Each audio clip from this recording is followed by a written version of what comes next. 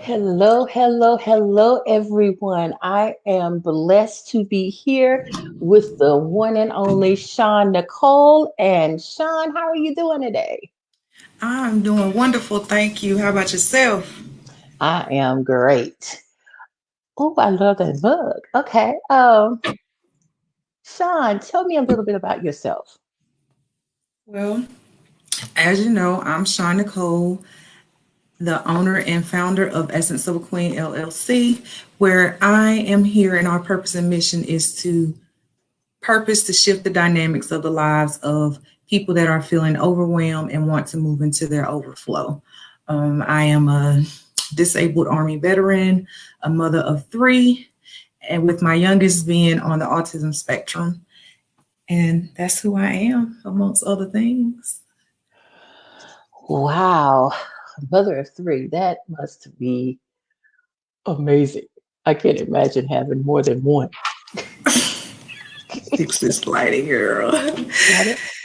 Yeah, it has been it's been challenging, the ups and downs because I was a teen mom. I had my first child when I was 17, and so I have evolved a lot since then. But yeah, three beautiful babies. Most people actually thought when I was pregnant with my son that I was a first time mom. Wow. So, let me get a little bit more. I think that we need to talk today basically about your son. Can you tell me a little bit about him? Oh, well, King is a 6-year old. He is on the autism spectrum. He also has a rare genetic disorder called SATB-T2, also known as the glass syndrome, um, where it affects your intellectual abilities, your body functions, your gross motor, fine motor, and things of that nature. It can have an effect on his bones. And we recently found out that he has had actual seizure activity, which is one of the things that they told us when we found out about SATB2, that he could potentially have seizures. Um, so, yeah, that, and he only has one functioning kidney. Wow. With all of those diagnoses, how did you handle it when you first heard the diagnosis of autism for him?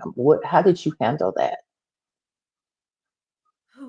Well, I know the very first time we went to the doctor to find out about that, his dad went with me, and we were at the developmental pediatrician, and he just did a lot of talking to us, asking us questions, and then all of a sudden he was like, "Yes, he's on the autism spectrum," and we're like, what do you mean? And me, I had a lot of conversations in my head, whereas his dad is like, how you gonna tell us that when you ain't even really looked at him? You glanced at him, what kind of tests do you do, blah blah blah.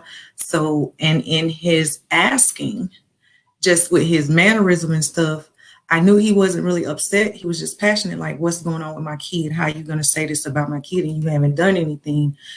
I'm wanting him to like calm down, bring it down some so that we can get some understanding. And so it was like I had mixed emotions, mixed feelings going on because I wanted him to calm down, but I'm breaking apart inside because I'm like, what do I do now? What does this mean? What does this look like? But I felt I had nobody I could ask that because dad was already up here. And Mhm. so we walked away from that appointment. I remember walking to the train station just feeling broken and like alone, like I can't talk to anybody. Who do I talk to about this? Like I didn't feel like his dad was in a headspace that I could be totally vulnerable. Like I needed some strength at the time. And in hindsight, so did he. But at that time, I couldn't see past anything. But I got to take care of this kid the majority of the time. Like I need some strength. Yeah, I can understand that. I kind of had the same situation with Amory's dad. He was he was kind of it is what it is. And we're just gonna, handle it. And I'm going, nah, it's a little bit more than what it is. We need to know what it is. We need to know. So I understand where you're coming from, where you didn't really know what to do, you didn't know how to do. Um, did the doctors offer anything that would help with this situation? Actually, no, not really. Mm. The best thing about it was when his dad was asking those questions, like, isn't it more testing? Do you need to do blood work? Blah blah blah. In New York, I was in a program where I actually had, I like to call her, we had a personal assistant. Anytime I needed any kind of appointment, I could just let her know. She took care of everything. So she actually was with us at that appointment. And when he said those words, she was like, well, actually, at my organization, we can do ADOS testing. And I'm like, what's that? So we were able to get a second opinion based upon some actual physical type testing that would be done for King at a later date, because we had already waited about 6 to 8 months just to get that particular appointment with the developmental pediatrician. So although I felt broken and alone and weak, it still was not such a hard blow because I was already dealing with other diagnoses before that diagnosis. So it was like, because I was about 7 months pregnant when I found out that eventually he would only have one functioning kidney because he had polycystic kidney. So that diagnosis, like, I'm by myself at the doctor's office and living in a shelter, taking the train back and forth. And I literally felt I could not walk. I was just crying and I had to call my dad. And the chatter in my head was, how do I tell this man that's about to have his first baby that our son only gonna have one kidney? And my Mm. dad had to talk me through it. And he's like, you just gonna tell him, and one way or the other, you're gonna love that baby regardless. He gonna be all right. People live with one kidney. It's okay. Just find out what they're saying. But I was hyperventilating and I'm like, I don't know. It was just too much. So Mhm. to get that and to find out, about the cleft palate, that was totally different. I could not research anything about it without breaking out crying, feeling like my life is over. Oh. But his dad would research stuff and he would try to come and tell me stuff. And I'm like, I can't listen to that. I can't. He's like, you got to. No, I don't. um, so it was a sigh of relief to know. So I was just telling my sister Victoria about, hearing it and having to go through the acceptance phase was challenging. However, I had a friend that I met through birthing classes and when I became a dancing through pregnancy instructor that had created a group for moms raising children on the spectrum. And she wanted me to be a part of it because my son wasn't talking. And I kept telling her, Mm. I'm like, why do I need to be in this group? My son don't have autism. He just don't talk. And I can laugh now because I was serious. I'm like, what I'm going in there with them women for? Like, what I'm going to say? I don't want to say the wrong thing. And mind you, Mhm. I would say some stuff and she was like, listen, you can't say it like that because they sensitive. I'm like, well, I don't know. I'm just saying what comes to mind. But it made it like a sigh of relief because after King had his third repair and having a different surgeon, he said to me after at the post op appointment, he said, something else is going on here because he really should be attempting to make words, forming his lips, and something. We need to do genetics testing. So I was like, okay, because I'm walking around telling people, oh, he fine, it's nature versus nurture. Mhm. All kids don't learn at the same rate, let go and allow God. It Yep. is kind of like Warren. It is what it is. Who set that benchmark anyway? Whose truth is Exactly. that?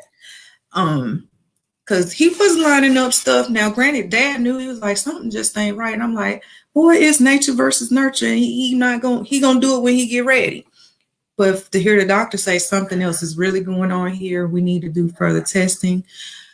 I was like, okay, and I was able to breathe, but I still was not expecting to hear the words autism.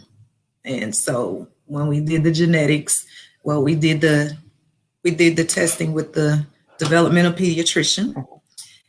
And while we were waiting for the genetics testing appointment, when we went to that appointment, because some doctor's appointment, when his dad would come, it would be kind of frustrating because I'm like, he was there in his own way. But in hindsight, being there in his own way, it seemed to me you're there for your son, but you're not there as my support when we should have been there to support one another. But we both had to grow into certain areas of our lives. So at the genetics appointment, when they confirmed, we don't know how the cleft came, but what we do see is this SAT-B2, and there's no genetic indicators on dad's side that would indicate that's where autism is stemming from. We both looked at each other and was like, oh my God, we got one of the X-Men. And we just laughed. That was the best doctor's visit to get some kind of diagnosis because we both were able to laugh about it. And, the doctor walked in and was like, what's you laughing at? We were like, we just think we have one of the mutants from the X-Men. That's all. He got superpowers. So, And but he yeah. truly does. Yeah, he does. He really does. He truly does. Sean, that is actually amazing because I'm thinking about all of these multiple diagnoses that both of our babies have and how getting one diagnosis after another help to make you be able to get through the autism diagnosis. I got the autism diagnosis early in my diagnosis stage, so it was harder for me. But did you have when King was born? Did you have these dreams and all these aspirations of King's life and what it was going to be like to have this boy baby that you so desperately wanted after those girls that kind of got discombobulated because of any of these diagnoses in your head? I would, in full transparency, no. My I was going through so much at that time. I couldn't even begin to imagine anything for King or what his life would be like. It was more, I was focusing more on the relationship and building that family, having that family unit, being able, because like I said, I was a single mom and a teen mom, and it was just to be reunited with someone that you've always had love for and saw yourself being with, and now you're gonna have a baby.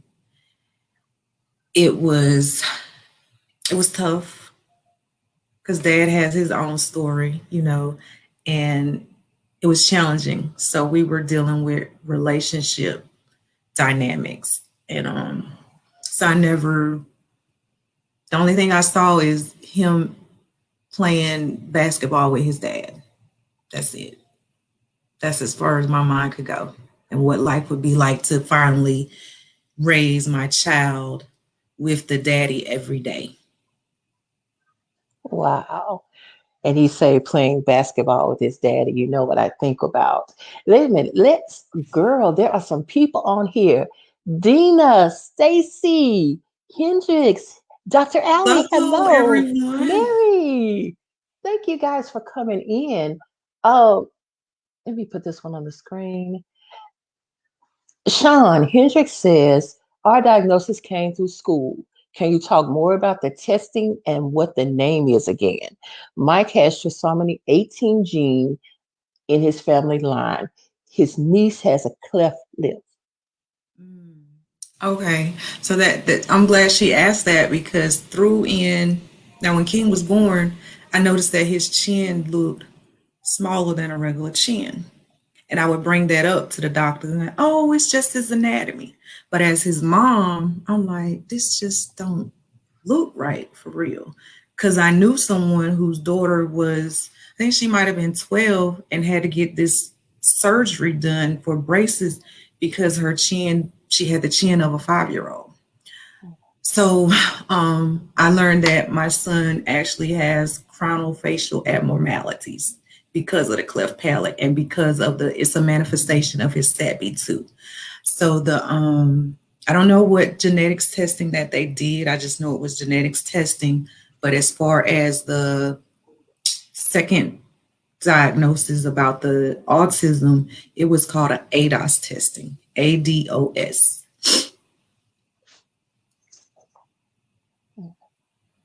Okay. Um, Sean, you have, as you were just talking about, been through so much with King and um, relationship issues. From the moment that you got all of the diagnoses of the one kidney, the cleft palate, the, as I call it, soprano, alto, tenor, bass 2, SATB2, um, autism, how have your feelings changed over these past 2 years watching King progress? And as I've known you, I've seen so much progression over the last 2 years. How do you feel about all of this stuff now? I'm excited. I'm still like, nature versus nurture. I'm like, with the help of fighting to get him certain services or whatever, because I always feel like he need to be around more kids because he's the only child. Um, it helped, and the things that I was doing naturally helped. So whatever we were doing at home, when the professionals came in, they kept doing it and doing it a little differently so that things could manifest and become how he is today. Like, I'm so proud of him. I'll never forget, working on him using utensils like that. That was a lot of work. And I remember from another business endeavor that I was doing, I had went on a business trip and I came back in a weekend. His dad had got him to feed himself with the spoon.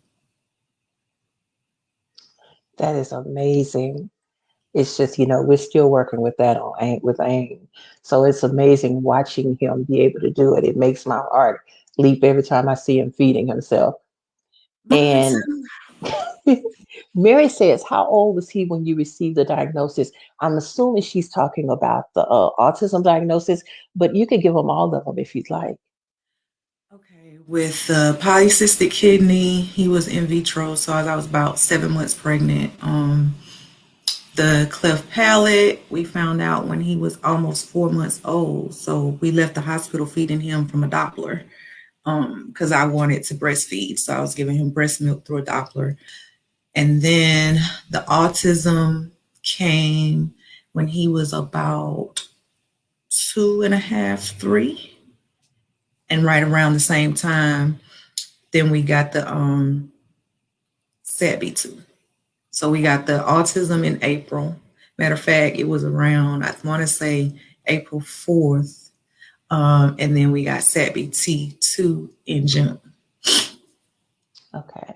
And his epilepsy diagnosis was at That was 6. just, yep, 6. Okay. Um, what what has King's life done to progress your life as ShonNicole? Oh, wow. So I call him my miracle baby because after Iraq, I was diagnosed with PTSD, um, panic attacks, and anxiety attacks, and I had to be on all this medication. And I was scaring my children, my daughters at the time, and didn't even know. And one day, and I would just be so out of it, having to take all this medication. And one day, I remember saying to God, I don't want to have to be dependent on this medication for the rest of my life. And King was the solution to that. Because when I found out about that, I had to stop and I had to learn how to fight daily in the spirit and physically to keep my mind from just being all over the place. And as terrifying as it was, I had no choice because I couldn't use anything. So I had to find ways to cope. I had to dig into my tool bag with things that I was already learning in therapy and just fight harder. Um, then through the group that my friend had created, that's where I was introduced to another mom, my sister Dina, that's like, listen, because I vented in there. It's like I did not, although I left that appointment when the doctor said autism, feeling broken, I couldn't allow myself to feel. I'm like, I gotta be strong or I'm gonna lose my mind. I'm gonna lose my mind. But one day, y'all, I just couldn't. And I went in that group because it was our safe space. And I just let them have it. And Dina reached out to me. Y'all excuse the tears, but it's not sad tears, it's just another release. But Dina reached out to me and said, call me now. And I had an issue with trusting people. But when she said, call me now, I just called. And she worked me through that moment. And that's when she said, I need you to follow this other lady in the group, Dr. Allie. And so I started looking at her stuff and I'm like, why you want me to follow this woman? Her son older than mine. But that was the autism mom strategist at the time, you know? And I'm like, she ain't telling me nothing for me. Cause my son, he 3. Her son, she's like, Sean, I wasn't in receptive mode to receive the blessings and the overflow that Dr. Allie was sharing with the masses at that time. But Dina kept pushing me, sis, listen, if you get it now, you'll know what's coming or what to expect. It may or may not happen, but at least you'll have some information because you just shared with me all the other things that caught you off guard. I just need you to follow her and just listen, please. And so I did. And I now can fight from a vantage point. I had to understand and realize that I have to first forgive myself and let go of things that served me no purpose, and learn that I wasn't alone and that there's power in your ask and just working on your own personal healing and growth and going through the process. That is truly amazing. Um, just hearing your story brings back my story to my mind, and it is amazing that we have to really forgive ourselves. We don't even realize that that's who we are so upset with at times, but it's really about forgiving yourself and knowing you're doing everything you possibly can. So guess what? It's time to let go and let God. But this life led you into the life that you're living now. Tell me about ShonNicole and King now. What's going on in ShonNicole's life that King kind of birthed? Girl, oh baby. It's like I have evolved into the person that I was always supposed to be. Um, I was able to find my purpose again for a long time. Like I had just lost so much sight of myself. I've always been into business and entrepreneurship, but I felt like once getting the diagnosis of PTSD and trying to figure out what I'm supposed to do, taking guns into my job and stuff, I'm like, oh my God, I just let it all go. I forgot who I was and where I wanted to be. Wasn't doing anything. My son's father said to me one time, like, you don't have to let that diagnosis rule your life. You can reinvent yourself.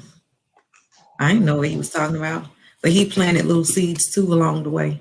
So I just started with that personal development. I had to get physical weight and mental weight off of me to begin to bloom again. That's why I like the lotus flower. Like through the murkiest of murky places, once it blooms. Hey, Siobhan, it's a beautiful flower. And some people are always like, I seen you as the butterfly. You and you spread your wings and fly, just learning forgiveness, forgiving myself, releasing stuff, learning how to manage my time even better. Because y'all used to be late for everything all the time, didn't even care. And I think a lot of that came from, being in the military. You always got to be on time. So now I'm not in the military. I get there when I get there. But we got to value our time. Like it's an Yes. energy and you got to respect it and you got to respect other people's time. So, it's just been a blessing in disguise to get back to being more of me and being that businesswoman and just helping others even through my mess and learning that in my mess there's a message. Well, tell me about energy goes where energy flows. Hmm. Well, so I had to go on my own spiritual journey and connect in other ways than what I have been taught. And I learned that, everything is energy. Everything is energy. It cannot be created nor destroyed, but you can tap into it. And through different personal development sessions, it's like, I'll say for me, to put a time on something, if I didn't do it in that time frame, I felt defeated. I didn't like schedules or none of that because of backlash from being in corporate America. But if you just focus where you're going to put your energy right now, that's where it's going to go. Don't think about the number and create those segmented experiences. You can get a lot of things done. So I just created a journal to, break your stuff down into 90-day segment experiences. Break your goals down. Because I heard about vision boards and all this stuff, never really had done one. So it's also an introduction into creating a vision board and a plan for yourself. So you're going to break those things down by the month and by the quarter. We're going to do it in 90-day increments. Because what we focus on, that's what we bring about. So, where can people get this great planner that I refuse to unwrap, y'all, by the way? They can get the planner at https semicolon / essenceofaqueen.info to read a little bit more about me and everything that I have going on and see a little bit of my journey. You can go to ShonNicole.net. Um, It's .net. uh-huh. Okay, I'm sorry, I had it wrong. Let me straighten that out. Okay. So, Sean, you told us about the different diagnoses of King. You told us about your life with him as a young child. You told us about your vision for what you saw him doing. But what I need you to end this with is telling us what he did this past weekend that you let me get to see. That was a vision that you saw earlier in your life with him. And tell me where you plan to go from here and how people can get in touch with ShonNicole. So we had a surprise visit from his dad, and my cousin, which is like my sister, had got King a basketball goal for Christmas that I couldn't figure out how to put together. So they put it together, taking turns, all of the things that sons and fathers do. And they went outside and they played basketball. King was doing well with following directions, taking turns. And he even passed the ball when dad said, pass. Well, dad had to change his words to throw the ball. So I did that. That did manifest into my reality. And it just took some time for everybody to get comfortable, get to understand and know King a little bit more. And where we're going all the way. The sky is the limit. Not even the sky is the limit. Like anything that we want to have, we can manifest it into our now. As long as we stay positive with it, stay on that high vibrational frequency, whatever you want, you can have. You can have. You just got to believe it and trust and know that everything is always working out for you. King is making so many great progresses. Um, I'm amazed at things that he can do. He amazes me every day.